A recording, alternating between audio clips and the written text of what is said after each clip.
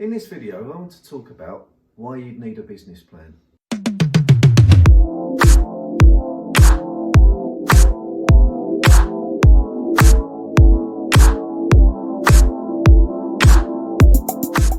Why do you need a business plan? Well, you need to find out how much cash you're going to need. You need to be able to tweak your concept to get your cash flow correct, and you need to plan how and when you're going to spend. You need to evaluate better so that you spend less money, and it'll keep you focused and motivated while you're looking for a site. You'll also understand the level of inputs required at each stage, and your landlords or lenders will want to see a business plan to understand your concept and where you're playing.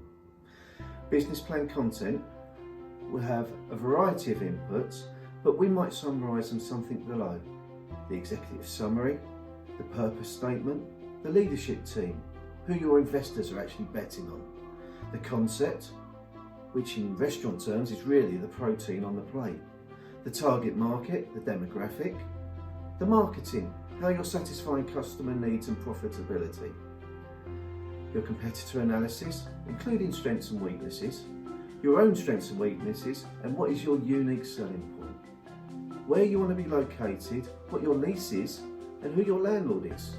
You might also include your interior mood board for how you're styling yourself, your menu, your pricing, and your food mood boards, how you're going to be making money, your drinks, your cocktails, and your wine list. You also need to consider your startup and mobilisation costs. What are your staffing costs?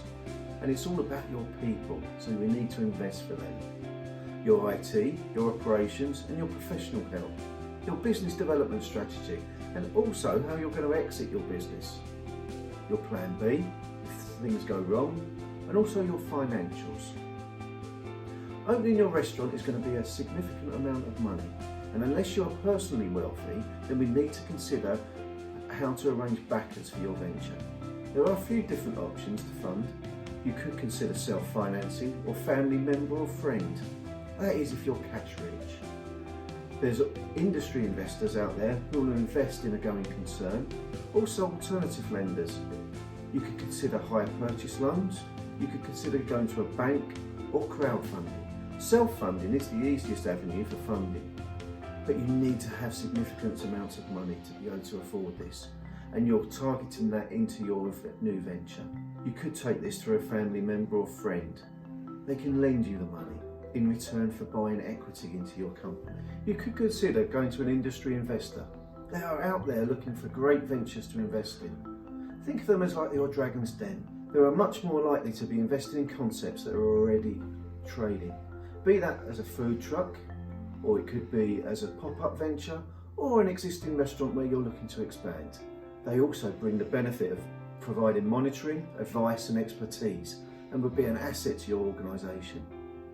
You might consider an alternative lender. These provide sources of funding in short-term periods, often at higher interest rates.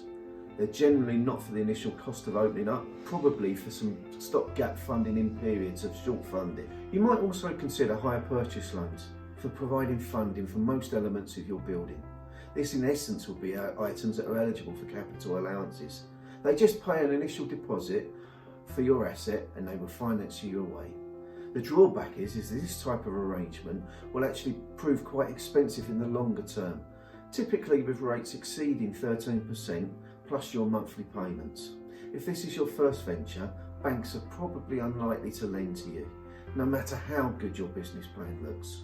In instances where you have personal wealth, they might take a personal guarantee from you to help you with that funding. Crowdfunding also remains an option for businesses. Where you've operated as possibly as a food stall or a food truck, this will give you the track record that you need to help prove your concept and be attractive for the crowdfunding scene. Crowdfunding has worked for people with a track record in hospitality. We're supplemented by industry investors. It's also not common for first sites though. Fees on crowdfunding can be quite high, and you will need to raise more money than you actually need for your restaurant to cover these fees.